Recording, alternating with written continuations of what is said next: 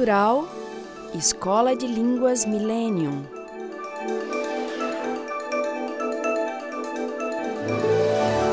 Proton Editora.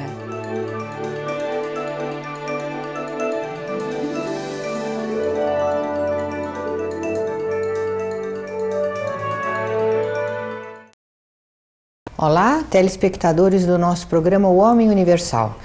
Hoje, dando sequência à análise dos livros sobre a trilogia analítica, nós vamos falar sobre a origem das enfermidades psíquicas, orgânicas e sociais, de Norberto Kepp. Este livro, ele já está impresso nas línguas inglesa, Origin of Illness, já está impresso em sueco e em russo, né? E brevemente será impresso também na língua espanhola. Dr. Kepp, aqui o senhor faz um resumo, uma síntese, né? Uma súmula da psicopatologia, dos pontos principais da psicopatologia e da sua terapêutica. Então, gostaria que o senhor tomasse a palavra para explicar o que o senhor quis transmitir nesse livro. Eu escrevi esse livro, A Origem das Enfermidades, para mostrar em forma de um compêndio, um resumo de tudo que se desenvolveu nesse campo das doenças, vamos dizer, psíquicas, doenças até físicas e sociais. E nós seguimos vários autores, que depois eu irei mostrar para os senhores, para fazer finalmente uma súmula, né, do nosso trabalho, que eu dividi em 3 partes nesse livro, nesse compêndio. Primeira parte é a questão fundamental da inveja. Questão fundamental da inveja porque o próprio Freud, quando ele esteve numa clínica, no hospital psiquiátrico lá na Áustria, ele notou que os doentes mais graves eram muito invejosos. Eles viviam sempre com, a gente chama de picuinhas, um com o outro, querendo ver a vida dos outros, criticando, intrigando. E daí a origem, inclusive, da paranoia, né? Da paranoia, da depressão, a origem daquilo que nós chamamos a esquizofrenia e que naquele tempo era chamado de demência precoce. Agora, é importante os senhores saberem que eu tomei de uma ideia antiga que vem lá de Platão, lá da antiga Grécia, sobre a questão do mal. Eles colocaram o mal como a privação ao bem. E essa ideia entrou também no cristianismo. No século II, Tassiano, que era um monge sírio, ele usou muito essa ideia e foi aceito e foi difundida através de Roma para todo o mundo cristão daquele tempo. Os senhores sabem, né, que depois que o cristianismo entrou na Europa, houve um grande desenvolvimento.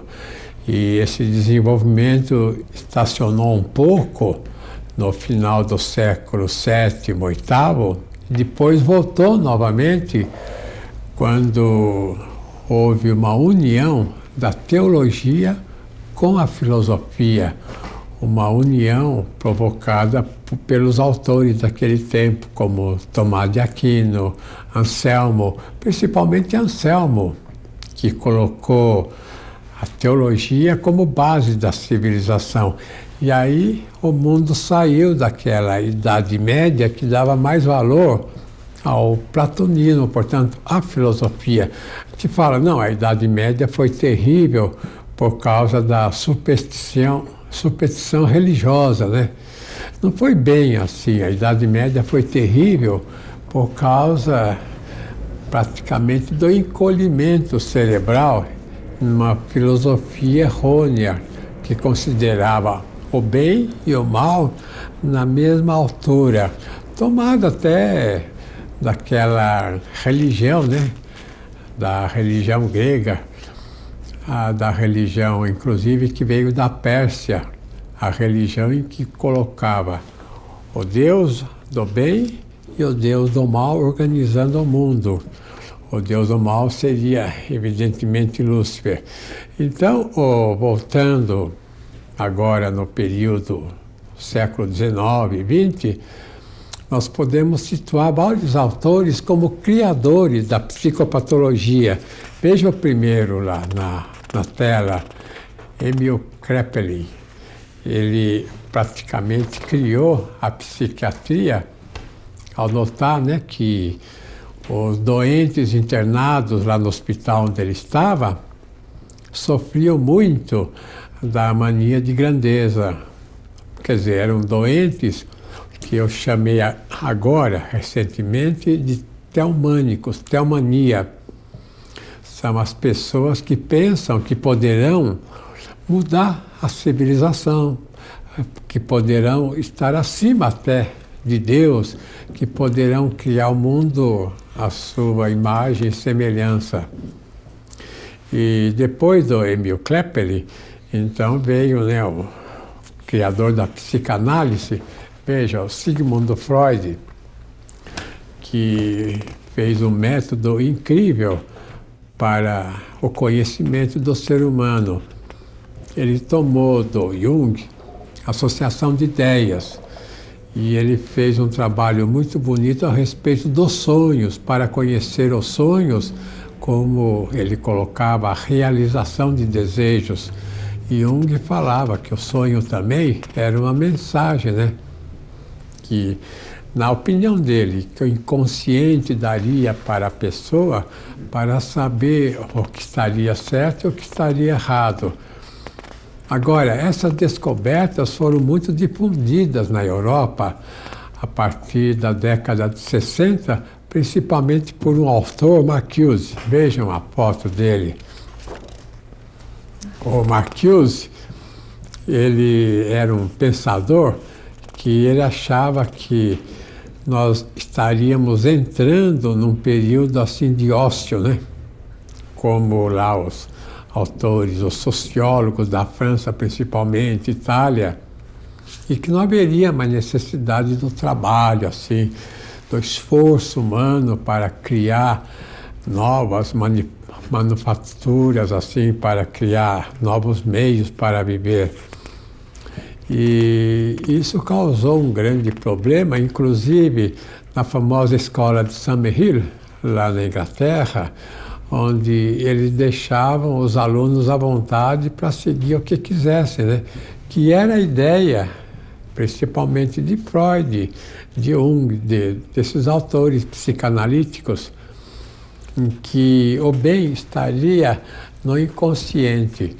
E a nossa ideia é que a pessoa tenha o bem dentro dela, não no inconsciente, mas na estrutura.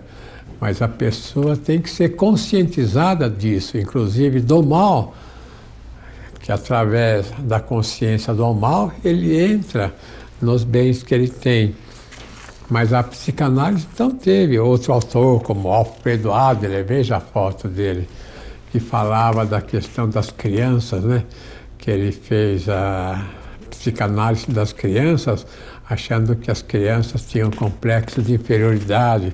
Depois do Jung, veja lá, o Jung falava do inconsciente coletivo, e finalmente Viktor Frankl. Viktor Frankl, eu trabalhei com ele durante 3 anos, lá na clínica que ele tinha, na Marianengasse, número 6. Ele morava na Marianengasse, número 2, perto da universidade, né, da Faculdade de Medicina. E o Viktor Frankl, ele tinha a ideia de que era muito importante desenvolver a consciência. E finalmente eu quero mostrar um autor francês, Jacques Lacan, veja lá, que tentou mostrar que deveríamos entrar na filosofia para entender melhor a psicopatologia. Agora, o mais importante que eu acho é, portanto, entender aquela definição que nós aceitamos, que o mal é a privação do bem, que a doença é uma privação da saúde, que a doença é uma privação que o indivíduo faz ao que tem. E a inveja é o fator principal. Então veja um dístico que eu fiz. Os indivíduos maus acreditam na maldade dos outros, só as pessoas más. Por que eu falo isso, né? Porque uma pessoa assim elevada, uma pessoa de nível mais elevado, de nível ético, ele foge um pouco desse mundo chão assim de intriga. Ele foge um pouco desse mundo muito neurótico de inveja. O senhor quer dizer que os indivíduos intrigantes é que acreditam nas intrigas, né? Isso. Então, a psicanálise começou com um autor muito importante, com a filosofia. Veja quem é. Olha lá, Schopenhauer. Schopenhauer era um pensador. E ele é que deu enorme luz para a humanidade para entender o que estava acontecendo. Então, vou mostrar um quadro que explica bem. Veja lá. Só é possível conhecer o que nos aparece e não a coisa em si. Esse autor, ele era um pensador, um judeu alemão, que seguiu muito o Kant. Então ele dizia, isso é muito interessante, que o que nós vemos assim na sociedade é mais assim, vamos dizer, uma ilusão. É mais algo assim da máscara, da fantasia. E o ser humano, então, vive nessa máscara, vive nessa ilusão, pensando que isso é a realidade. Veja em segundo lugar o que ele falou, que o real é cego e irracional. Então, aí o Freud usou essa ideia de que o que é real era fora do racional, que evidentemente é uma ideia errada, né? Que o real é justamente aquilo que nós vivemos, porque é a máscara que nós vivemos. Veja em terceiro lugar o que ele fala, que a consciência seria a superfície da mente e que viver é sofrer, né? Ele era pessimista. E que a pessoa só poderia ser feliz, veja lá em quinto lugar, através das artes e pela conduta ética. Então ele mostrou uma concepção de vida invertida. Então essa concepção de vida mostra que nós vivemos mais a máscara, algo falso. É por isso que o indivíduo que tem sucesso social, tem muito dinheiro, tem reputação, tem isso, tem aquilo, ele no fundo é muito infeliz.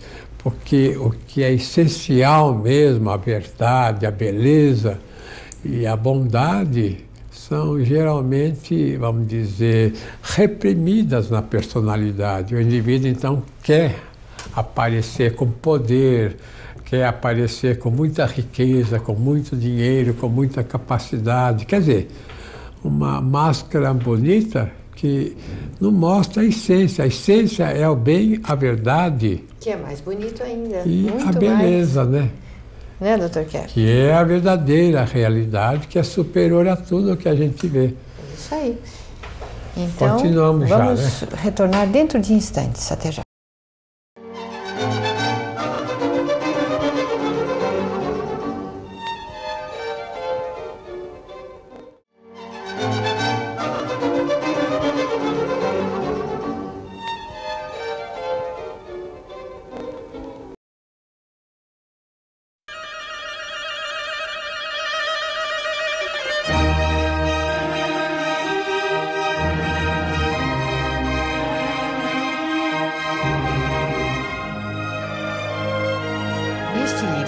Das enfermidades psíquicas, orgânicas e sociais, o Dr. Keppi faz uma súmula sobre toda a psicopatologia que ele desenvolveu durante todos esses anos de pesquisa, de trabalho no campo.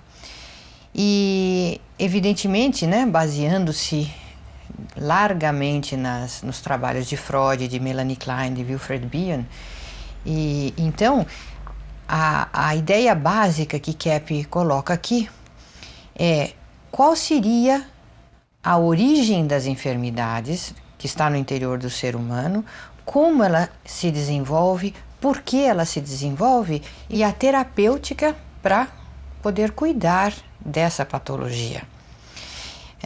Evidentemente, Keppi coloca aqui, né, como a causa principal da patologia humana o problema da inveja, a inveja mais no sentido universal, desenvolvido a partir dos conceitos freudianos e kleinianos, a inveja no sentido de se opor, de não querer ver, não querer ter a consciência da verdade, da beleza e da bondade que existe em todas as coisas, na criação e no próprio interior do ser humano, que ele, sem perceber o ser humano, ele tem uma atitude de destruir, de ter uma aversão ao bem dele próprio, à própria felicidade, à própria estrutura do seu ser. Isso provocaria a inversão. Evidentemente que inveja, no sentido kepiano, não é o mesmo sentido popular. A inveja como um desejo de ter algo que o outro tem e que nós não possuímos. A inveja, no sentido kepiano, é o desejo de destruir o bem que nós vemos nos outros, a beleza, a verdade, e acabamos também por realizar tal façanha na nossa própria vida. Nesse livro, né, Origem das Enfermidades, né, que eu tenho aqui, que eu falei que escrevi um compêndio sobre a psicopatologia, veja o primeiro capítulo, o que eu escrevi. O mais difícil para o ser humano é aceitar o bem. Essa ideia eu trouxe de Rochefoucauld, que era um pensador, ele fazia muitos aforismos em francês. Veja bem o que ele falou, que é preciso ser mais virtuoso para suportar a prosperidade. Ser virtuoso para aceitar a prosperidade do que a sorte adversa. Veja que interessante, que o indivíduo geralmente não aguenta ser feliz. Agora, vejam a segunda frase, Cláudia. O invejoso sofre com o bem e não com o mal. Quer dizer, a pessoa que tem inveja sofre com a aproximação ao bem. Isso inclui a aproximação ao ser divino, né? É por isso que ele se afasta. Então a gente pensa, aí é a questão, né, dos demônios.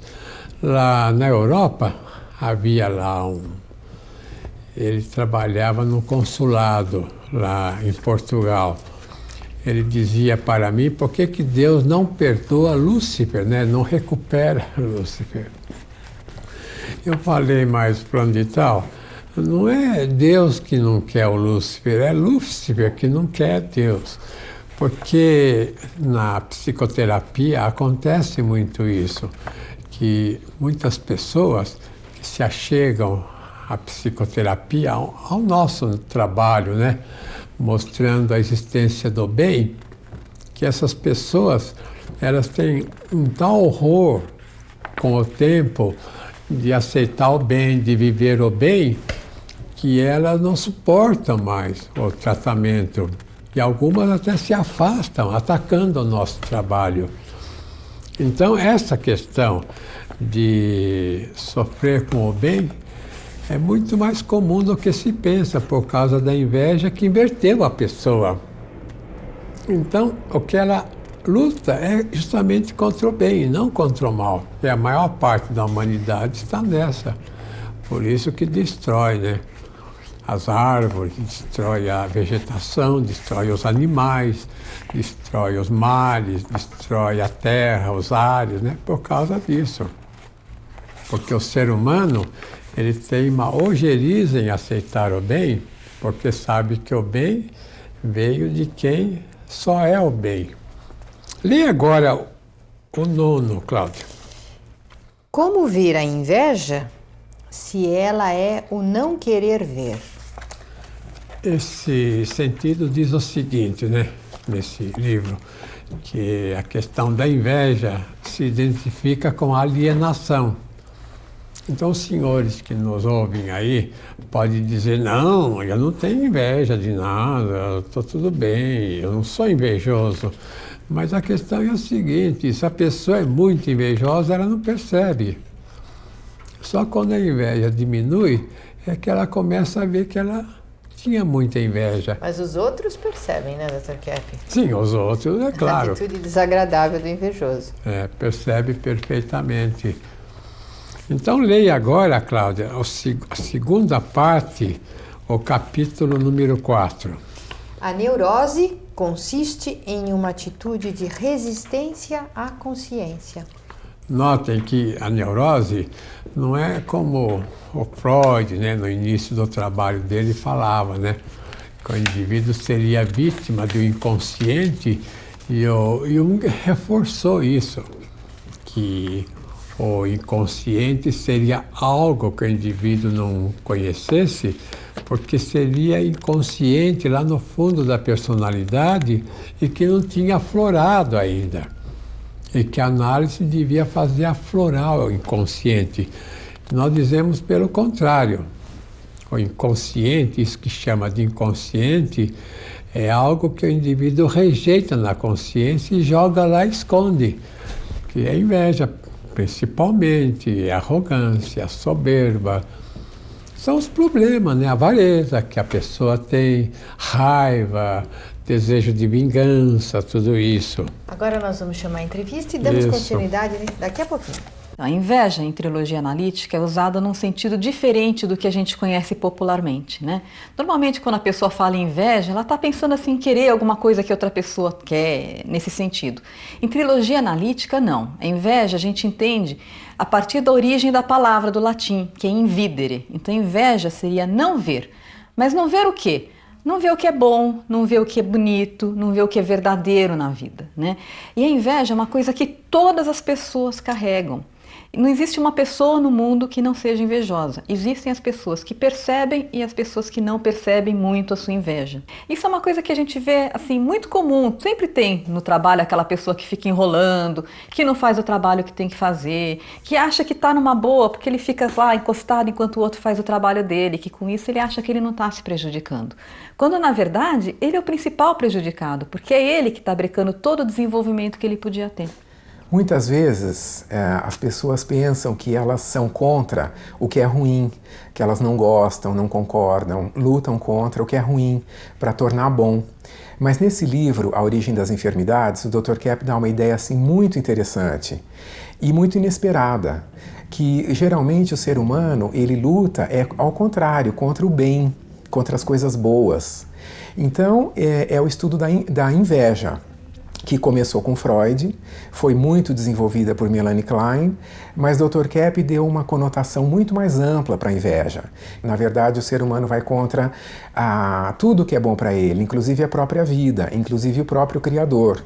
Então, essa atitude é a atitude fundamental que causa as doenças.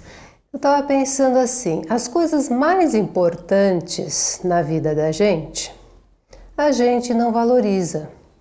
Por exemplo, é muito comum os clientes me falarem na análise que a coisa mais importante que a pessoa tem que fazer durante o dia, no trabalho dela, por exemplo, ela deixa para o final do dia. Ela não faz já logo a primeira coisa de manhã, ela pega lá e faz. Ela deixa para lá, ela posterga, ela vai deixando. E de repente não tem mais tempo, de repente não dá mais para fazer e o mais importante deixou de lado. Por exemplo, isso, né? Dar importância para os detalhes, se importar muito com coisas que não têm importância e deixar o que é importante na vida da pessoa de lado. Inveja, como o Dr. Kepp mostra, é um sentimento, é uma atitude praticamente imperceptível. É muito comum que as pessoas falam assim, que eu era feliz, mas eu não sabia. Que na prática nós não queremos ver o que nós temos em nossa vida, nós não damos próprio valor. É muito comum também que quando morre alguém que nós amamos, então pessoas sentem que tanta coisa que eu poderia ter falado ou tantas coisas que eu poderia ter feito para essa pessoa. Então mostra que normalmente inveja, por causa da inveja, nós não temos percepção das coisas boas, coisas de valor que nós temos em nossa vida. Quando uma pessoa está insatisfeita, quando acha que a vida é chata, que a vida não é boa, nós podemos desconfiar que ela está com inveja, que não está vendo, não quer ver tudo que é bom, tudo que é bonito na vida. É um problema que nós temos desde criança. Por exemplo, crianças que choram muito, que falam não toda hora, quer tratar mal os animais. E, inclusive, um problema que eu acho que leva os jovens a entrarem nas drogas, porque pensam que a vida não tem nada para se divertir, então querem rir, querem fazer uma coisa para se divertir e acham que drogas é uma maneira de encontrar isso.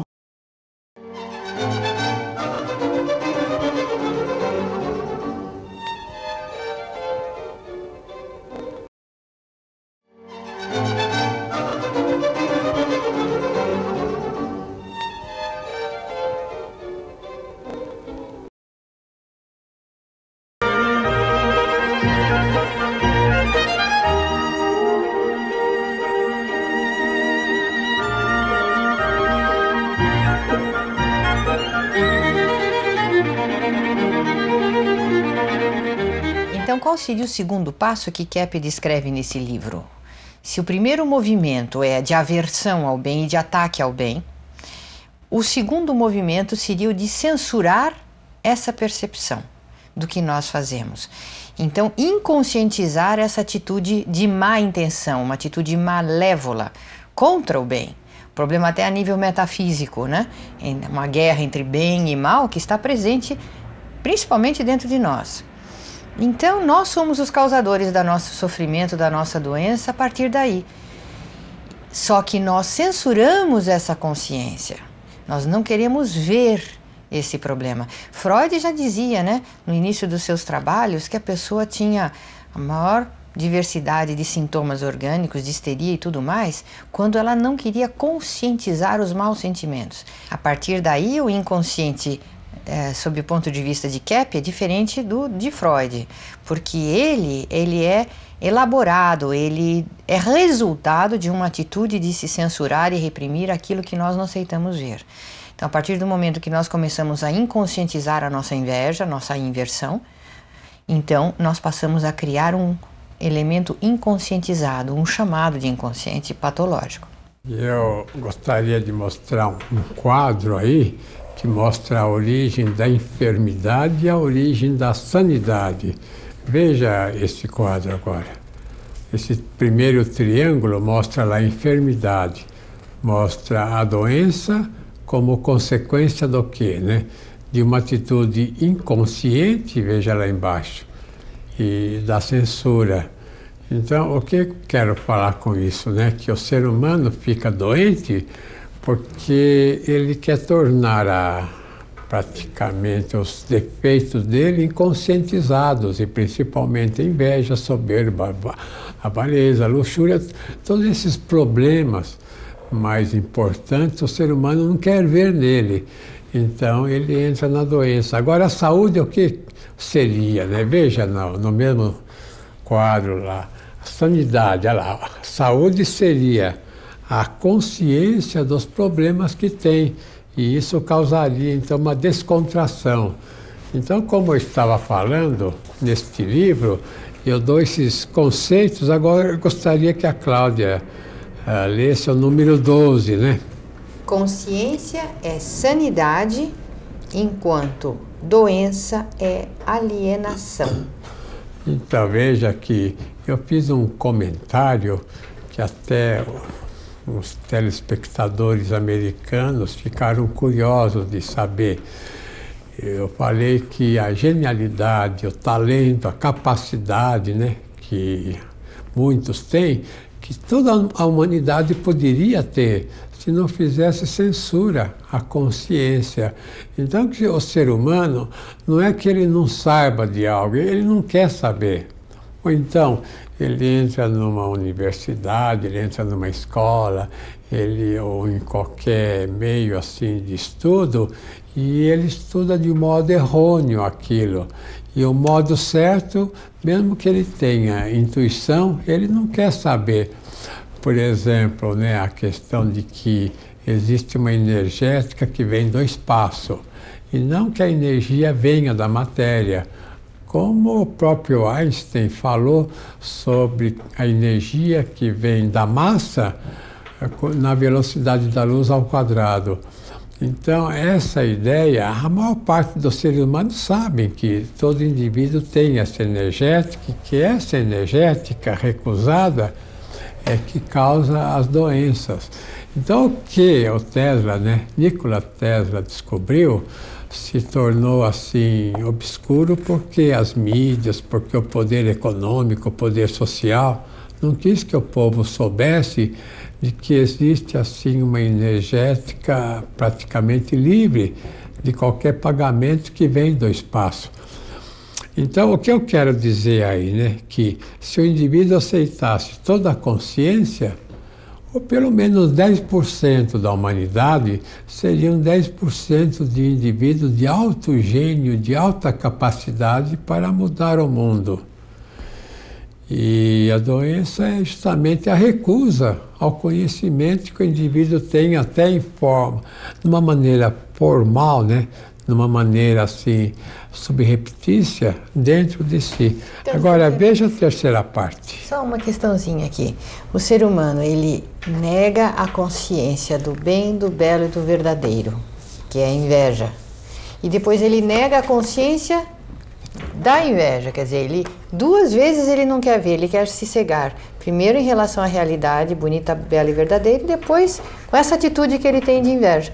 Então ele vai cada vez ficando mais inconscientizado. Mais inconsciente. Então qual é o senhor quer que eu leia? É o primeiro da terceira parte. Os delírios do ser humano começam com suas projeções. Eu quis falar com isso o seguinte, veja um quadro que eu fiz aí, chamado O Trio das Enfermidades, é tirado do livro. A primeira parte trata da inveja, a segunda da censura e a terceira da projeção.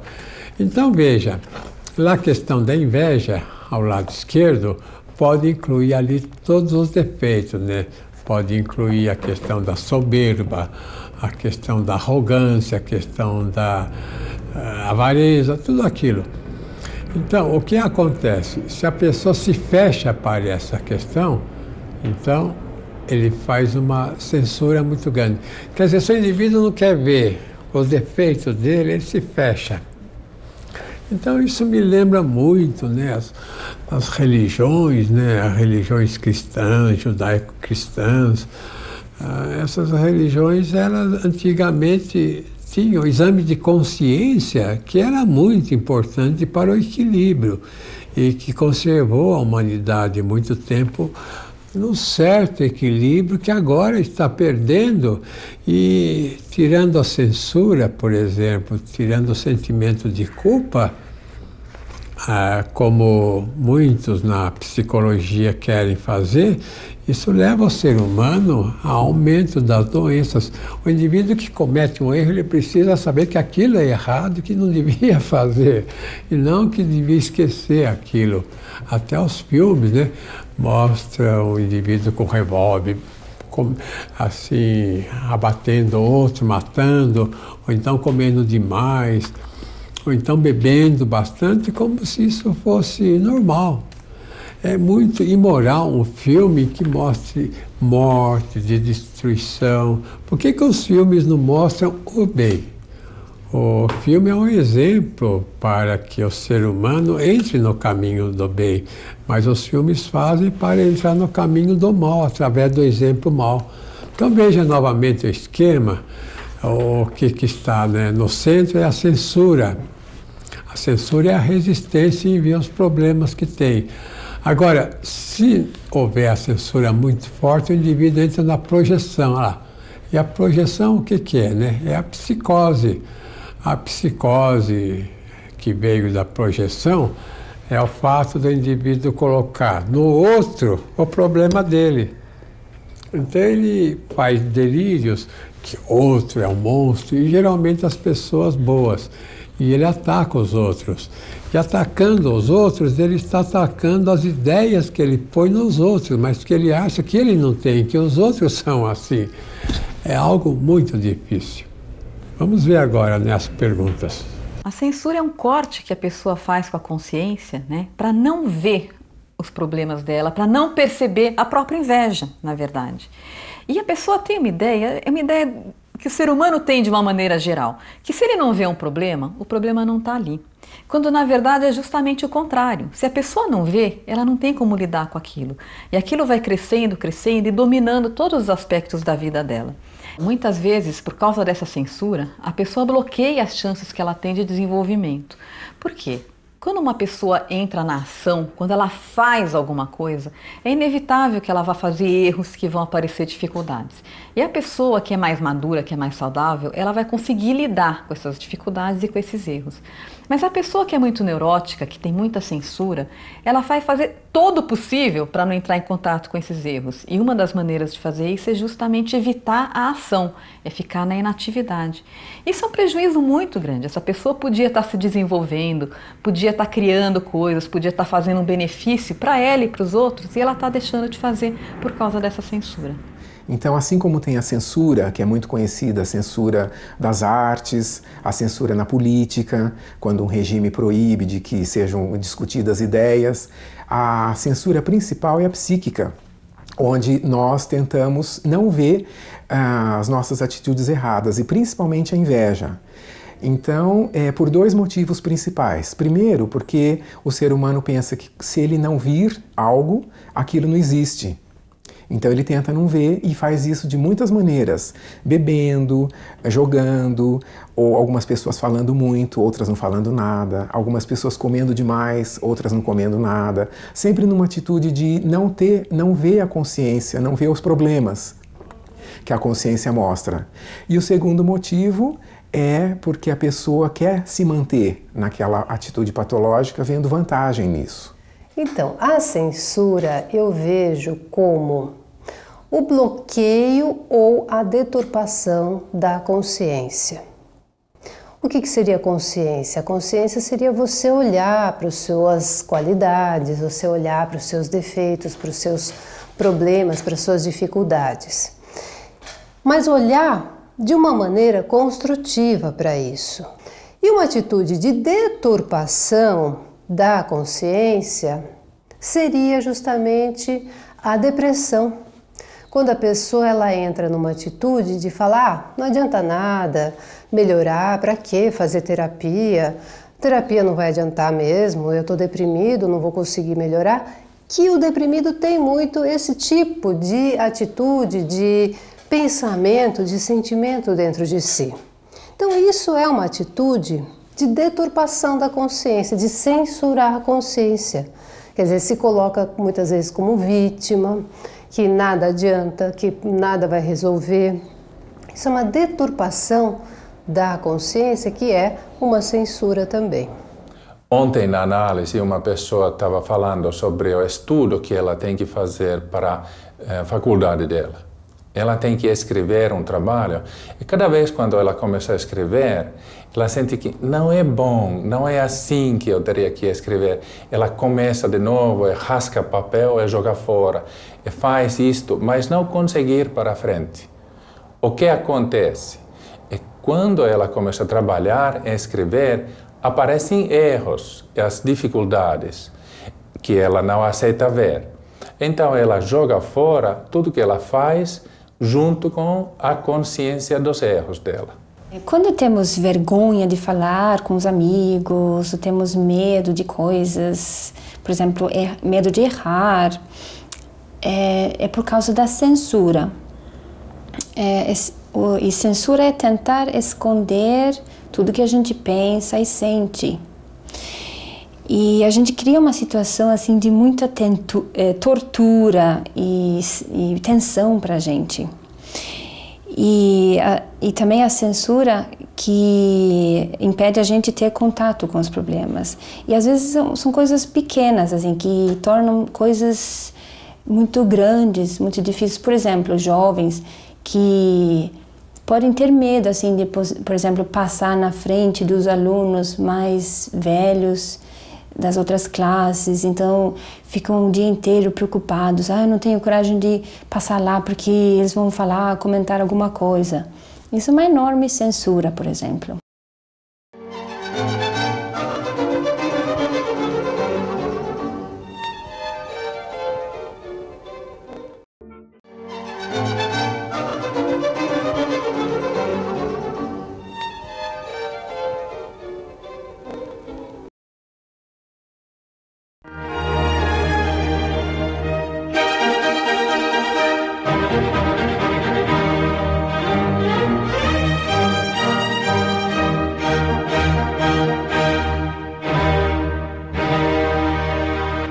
resultado da censura à consciência da inveja e da inversão seria a projeção desses elementos que estão inconscientizados em nós para o mundo externo. Então aí, depois desse mecanismo da censura, começam as doenças propriamente orgânicas, as somatizações, as psíquicas com as neuroses, psicoses, ansiedades, ataques de pânico, insônia, toda a ordem de infelicidade, de perturbação, e as doenças sociais, porque aí nós começamos então num processo de projetar no outro a causa do nosso problema que reside em nós e que nós estamos censurando ver. Então é um mecanismo automático. Se eu não aceito ver isso em mim, eu culpo o outro, eu culpo o semelhante, o marido, a família, a sociedade, países culpando países, e é um inferno instituído, né? Agora, evidentemente que a terapêutica indicada é trabalhar, diminuir o nível de censura da pessoa, para que ela, aceitando conscientizar a inveja, que é um problema universal, está em todo ser humano, aceitando conscientizar a inveja, então ela consegue se recuperar dessas enfermidades, às vezes até enfermidades graves, né, no sentido psíquico, físico ou social. Como Keppe coloca aqui, a projeção, ela pode se dar a dois níveis, né? Uma projeção ao nível de coisas positivas, né? De ideais que nós temos dentro de nós e estamos rejeitando no outro. Então seria o processo de idealização projetiva, como Keppe fala. Então nós conhecemos uma pessoa e fazemos uma enorme idealização. Então idealizamos países, cidades, formas de vida, imaginamos que a vida do outro é uma maravilha, que ele tem qualidades incríveis. E depois disso, no contato, na convivência, na aproximação maior, então passa para a identificação projetiva. Então passamos a projetar no outro, que antes era um elemento idealizado, uma diabolização. Passamos a ver no outro a causa principal da nossa infelicidade, dos nossos problemas, atacando esse objeto que, na maioria das vezes, é o objeto invejado, como dizia Melanie Klein. As pessoas que justamente despertam mais inveja, que têm mais qualidades, com as quais nós sentimos reconhecemos um bem maior, é justamente contra essas que nós lançamos a projeção da nossa inveja, atacando. Eu vou mostrar agora um esquema em que elucida muito essa questão, por exemplo, da projeção. Veja o esquema, o que mostra lá. A realidade autêntica seria a consciência, né? Ali em cima. E no meio está a censura. E a censura ao que está lá embaixo, no inconsciente. Agora, o que está no inconsciente é mais uma inconscientização. Eu posso dizer o seguinte, né? Que a pessoa que não quer ver esse aspecto é uma pessoa que projeta assim no interior dela, ou projeta nos outros, os problemas que ela tem. Então, o que aconteceu no chamado Titanic, né? O Titanic bateu no iceberg e afundou. Agora, o problema não estava no iceberg, o iceberg está lá no mar, flutuando, aquela montanha de gelo. O problema estava no capitão lá, nos oficiais do navio, né, que não perceberam, então. Arrogantes, né? Aquela montanha de gelo, e queriam chegar rapidamente em Nova York, através de uma velocidade excessiva, e o navio não tinha os meios, né, não tinha conformação necessária, os metais não eram aptos para enfrentar a geleira lá do iceberg, de maneira que afundou por causa da incúria, né, do pessoal que dirigia o navio. Agora, eu fiz um esquema para mostrar como é o ser humano na origem. Veja lá, que o ser humano é cósmico, né, trino. Nós estamos entrando no período cósmico. Então, veja que existe a fé, né, a teologia, que é o sentimento, Existe a razão, que é a filosofia, o pensamento, e existe então a ação. E ali em cima seria a estética, né? A união dos três daria a ação. Então, esse é o ser cósmico que nós somos, e se nós não conseguimos ter uma vida cósmica, é porque a gente está atrasado ainda nesse processo de desenvolvimento. Agora, eu fiz um processo de interiorização. Veja lá o que fala. Interiorização não é introversão, é o contato com o próprio interior. O que eu quero falar com isso, né? Que o ser humano, ele coloca toda a culpa fora. Então, até muitas famílias têm o hábito de, se a criança bate, por exemplo, na mesa, bater na mesa, que a mesa é má, compreende? Pondo a culpa na mesa e não na atitude descabeçada da criança que bateu na mesa. De maneira que o mal que o ser humano tem nem é inveja, nem são os problemas que ela tem no interior. É o desconhecimento desse interior, vamos dizer, doentio. Então veja em segundo lugar, interiorizar é ver a problemática dentro de si próprio. Quer dizer, se o indivíduo consegue se ver como culpado, ele imediatamente abaixa o tônus de desespero que ele tem. Ele entra na realidade. Veja em terceiro lugar, interiorizar é encontrar a sanidade. Quer dizer, é o indivíduo entrar em contato consigo próprio, compreende? Ele deixar de fugir de si mesmo. Ele não está mais fora de si mesmo, compreende? É o termo que se usa. Então, interiorizar, ele se aceitar como ele é. Veja em quinto lugar, até essa frase é relacionada com Agostinho, né? Interiorizar é encontrar a sanidade. E quinto lugar, Deus se manifesta ao ser humano através do seu interior. O homem interiorizado é bom, é são. Então, o ser humano que se aceita, né?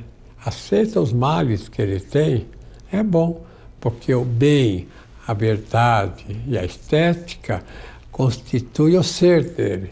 Se ele aceita o bem, a verdade e a estética, ele é um indivíduo bom. Por isso os artistas verdadeiros são bons, os indivíduos espiritualizados são bons, e os indivíduos que amam a verdade, os pensadores, são bons. Então a gente pode concluir que a expressão máxima da inveja é a rejeição ao ser, ao próprio ser e ao ser divino. Bondade. Então vamos chamar as entrevistas. Então, um aspecto muito interessante da projeção é que às vezes a pessoa projeta na outra pessoa aquilo que ela tem de idealização sobre ela mesma. É o que a gente chama de idealização projetiva.